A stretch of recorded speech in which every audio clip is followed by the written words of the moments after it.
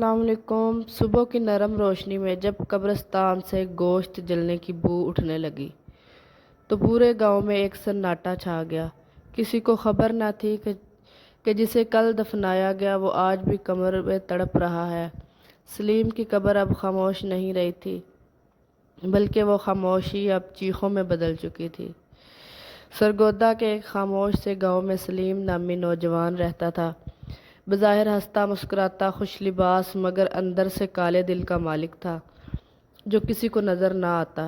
سلیم نماز روزے کا مذاق اڑاتا، بوڑھی ماں کو گالیاں دیتا اور اکثر کہا کرتا کہ مرنے کے بعد کچھ نہیں ہوتا، سب ڈرامہ ہے۔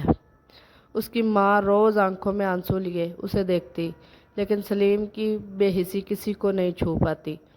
ایک دن رات کو وہ نشے میں چور گاؤں کے باہر پڑا پایا گیا، مگر اس بار وہ ہنس نہیں رہا تھا، وہ مر چکا تھا۔ لوگ اس کی لاش کو گھسیٹ کر لائے، چہرے پر عجیب سی سیاہی تھی، جیسے کسی چیز نے اندر سے جلایا ہو۔ نہ غسل دینے والے کے ہاتھ ٹھیک سے چل رہے تھے، نہ ہی امام صاحب کی زبان پر دعا پوری آ رہی تھی، مگر دفن تو کرنا تھا۔ اسے دفن کر دیا گیا، لیکن دفن کے اگلے دن ہی قبر سے ایک تیز بدبو آنے لگی۔ جلتی ہوئی ہڈیوں کی۔ کچھ لوگوں نے رات کو قبروں کے قریب کسی کے چیخنے کی آواز بھی سنی۔ گاؤں والے جمع ہوئے تو سلیم کی ماں چیخ اٹھی، مجھے میرے بیٹے کا حال دیکھنا ہے، کیا وہ اب بھی سزا میں ہے؟ لوگوں نے قبر کھولی اور جو منظر سامنے آیا وہ ایسا تھا جو نہ کسی نے پہلے دیکھا نہ سنبھلا۔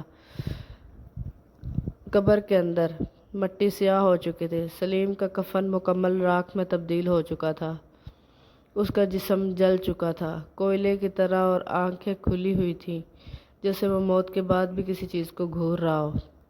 لوگ پیچھے ہٹ گئے، کچھ کی آنکھوں میں آنسو تھے، کچھ کے چہروں پر خوف تھا۔ امام صاحب کی لرزتی آواز بلند ہوئی، یہ ہے قبر کا عذاب جس کا تم مذاق بناتے ہو، وہ حقیقت بن کر تمہیں گھیر لیتی ہے، اور یہ تمام لوگوں کے لیے عبرت بھی ہے۔ اس دن کے بعد اس قبر کے قریب جانا بھی لوگ چھوڑ چکے تھے۔ رات کو قبرستان کے اس کونے سے اب بھی کبھی کبھار ایک آواز آتی ہے، امی مجھے بچا لو، امی مجھے بچا لو۔ آخری جو میں پیغام دینا چاہتی ہوں وہ یہ ہے کہ دنیا فانی ہے اور اعمال ہماری اصلی دولت ہے۔ جو یہاں اللہ کو بھولتا ہے وہ قبر میں خود کو نہیں پہچانتا۔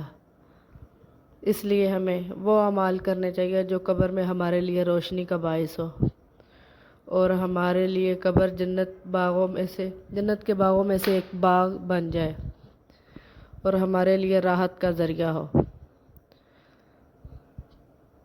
میرے ویڈیو پسند آئے تو چینل کو لائک کریں، شیئر کریں، چینل کو سبسکرائب کریں۔